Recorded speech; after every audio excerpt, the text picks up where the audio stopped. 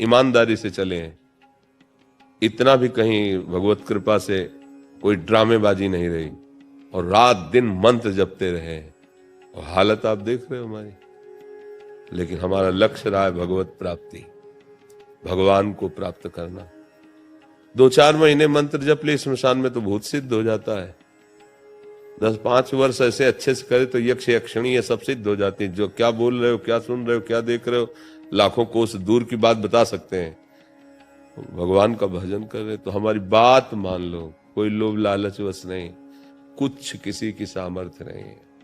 आप आए और आपका काम बन गया तो आपको लगा बाबा बड़े सिद्ध हैं, चमत्कारी। तो वास्तविक आप कष्ट सहकर आए, संत भगवत भावना की, तो ये आपका पुण्य बन गया ना। संत दरस जिम पातक टरे, तो आपका ही कर्म तो आपके कल्याण का कार्य बना। कोई किसी का कल्याण नहीं कर सकता। कल्याण का मार्ग हम बता रहे हैं, आप ना चलो तो सब बेकार है, और आप मान लो तो आप ही उसके मुख्य धन्यवाद के पात्र हुए, जो आप गलत बातें छोड़कर अच्छे मार्ग में। तो ये तो सब लोग दिमाग में बैठा लो, नहीं कलयुग है, आगे और परेशानी बढ़ जाएगी, सही रास्ता नहीं मिलेगा भगवान के मार्ग का। अब वो एक हितधाम में थे तो एक ने कहा कि हम बहुत परेशान हैं। एक जगह गए थे तो 5,000 रुपए की घोड़े की अंगूठी, नाल की अंगूठी, ऐसे नहीं, तब तो घोड़ा पर ब्रह्म हो जाना चाहिए। जब उसके नाल में इतनी ताकत है कि तुम अंगूठी पहन लो दुख रहित हो जाए, तो बेचारा रोज एक्का में जोड़ा जाता है और रोज सांटे चलते हैं उसके, और दौड़ता है सैकड़ों किलोमीटर, तो उसका दुख दूर हो जाए। अरे दिमाग खराब है, घोड़े की नाल तुम्हें नहीं ठीक पर पाई, राधा राधा। तो बाही दिखावे में, अच्छा आजकल लोगों को विश्वास भी वही है। जैसे हम आपको सीधी बात बता रहे ना, कोई फीस नहीं, कोई फार्म नहीं भरना, कोई दान पेटी नहीं, कोई मांग नहीं, आप सम्मान से आओ, बैठो और सत शास्त्रों की बात, जिससे आपका वास्तविक परम मंगल होगा। तो आपको लगता है यहाँ कोई जादूगिरी तो है नहीं, चमत्कार तो है नहीं, ये तो ऐसे प्रवचन करते रहते हैं। महर्षि इसमें एक समाधान चाहिए। जो संसार में, ये तो आपने भजन मार्ग की बात बता दी, जिनको भगवत प्राप्ति करनी है, जो संसार में फंसे हैं उनको तो बिल्कुल इस बात का ज्ञान नहीं कि भजन भी करना चाहिए। उनको तत्काल दुख आया और उसका निदान उनको चाहे कैसे भी मिले, तो इसलिए इस उद्देश्य से वो कहीं भी जाते हैं और वहां उसका निदान चाहते हैं। वो दुख का निदान नहीं मिल सकता, क्योंकि उसमें सामर्थ्य नहीं दुख निदान करने की। देखो कोई भी जो दुख आता है वो पूर्व के पाप कर्म से आता है। अगर थोड़ा भी अध्यात्म जानते हो तो समझते हो कि पूर्व का पाप कर्म ही हमारे दुख का सृजन करता है। तो जब हम कहीं जाते हैं तो जैसे तीर्थ गए या भगवान के मंदिर गए या सच्चे संतों का संग किया, तो उससे हमारे पूर्व पापों पर प्रहार होता है, वो क्षीण होते हैं, तो दुख मिटना प्रारंभ हो जाता है। और ऐसी जगह हम गए जहां हमारी और बुद्धि मलिन हो जाए तो भला वो दुख कैसे। अब हो सकता है ऐसा संयोग कि आज 12 बजे से आपका वो दुख संपन्न होने वाला है, और आप सुबह आप पहुंच गए और उनका जाओ ठीक हो जाओगे, और आप ठीक हो गए। अब आपका विश्वास हो जाएगा कि अमुक व्यक्ति ने ठीक किया, बकाया ऐसा नहीं था। अगर 12 बजे तक तुम वहां नहीं पहुंचते तो अपने आप ठीक हो जाते, क्योंकि वो क्रम चल रहा है उसका। कोई किसी को दुखी या सुखी नहीं कर सकता, हमारे कर्म ही हमको सुखी दुखी करते। इसमें पक्का समझ लो, चाहे जहां भाग के चले जाओ। अगर एक व्यक्ति हमको ऐसा लाओ कि एक बार आशीर्वाद देने के बाद पूरा जीवन हो गया, उसने कभी दुख का मुंह नहीं देखा, कहीं से भी किसी का भी अनुयायी हो, एक व्यक्ति लाओ, तत्कालिक घटना, तत्कालिक वर्तमान दुख का शमन, तुक्का पुण्य का नहीं, एक आदमी हमें ले आओ पूरी सृष्टि में कि ये उनका आदमी है, और जिस दिन से आशीर्वाद दिया बस करोड़पति बनता चला गया, सारी सुख सुविधाएं चरण चूम रही हैं। और कभी ये तो सब बहुत छोटी बात है। भगवान के अवतार दत्तात्रेय जी हैं, आपने सुना है? स्वयं भगवान के अवतार हैं दत्तात्रेय जी, और अवधूतों के गुरु हैं, परमहंसों के अवधूतों के गुरु हैं। और आराधना की शास्त्राबाहु अर्जुन है वंशी, आराधना करके प्रसन्न कर लिया, और उनकी प्रसन्नता से उसको बहुत सी सिद्धियां प्राप्त हुई कि अब वो 88,000 वर्ष तक जवान रहकर विषयों का भोग किया। 88,000 वर्ष तक कोई भी वैभव उसके ऐश्वर्य की कमी नहीं थी, और बुद्धि भ्रष्ट हो गई, जमदग्नि जी का अपराध कर दिया, परशुराम के पिता।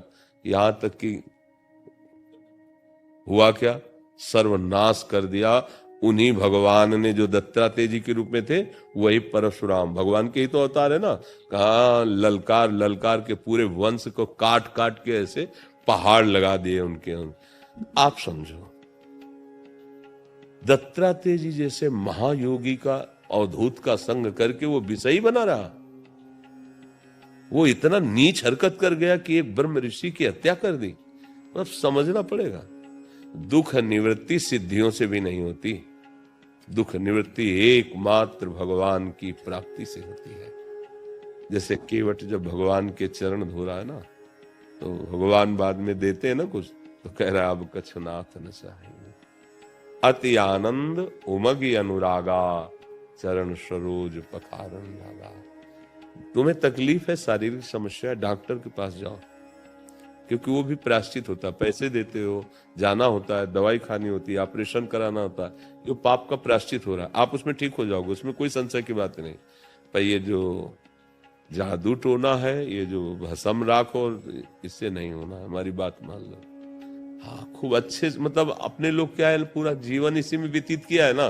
अच्छा, आप सब घर के हो, अगर छल कपट वाली भाषा हो तो बात अलग।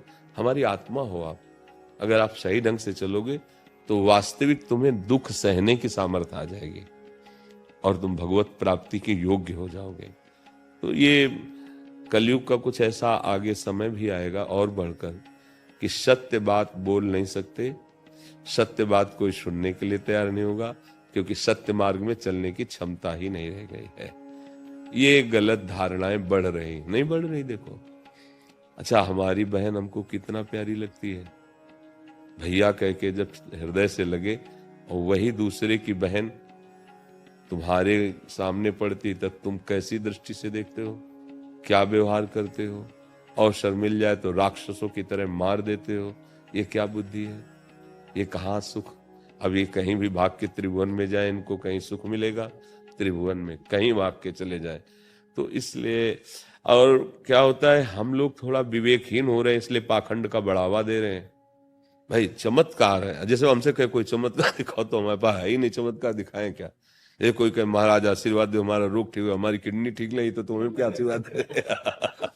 सत्य बात यह है, हाँ, कि राधा राधा रटो, हर गम सहने की सामर्थ्य आ जाएगी और आप मंगल में प्रभु की प्राप्ति के योग्य हो जाओगे, इस दुख संसार से मुक्त हो जाओगे। बड़ा नाटक चल रहा है, बड़ा नाटक।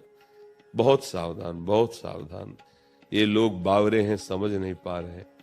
हमारे प्रभु का एक बार हृदय से नाम पुकार करके देखो, वो तुम्हारी बाह पकड़ लेंगे, दुख से निवृत्त कर देंगे।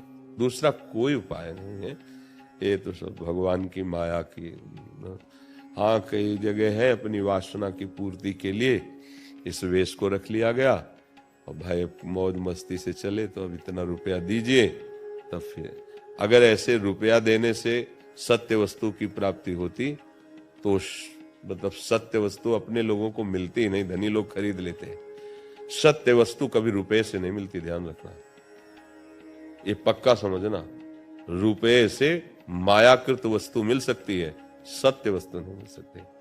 पक्की बात समझ। रुपए से अगर तुम्हें जो भी मिल रहा है वो मायाकृत है, सत्य वस्तु प्राण समर्पण करने से मिलती है। अब ये पहचान कहां तुम्हारे अंदर है? सत्य वस्तु प्राण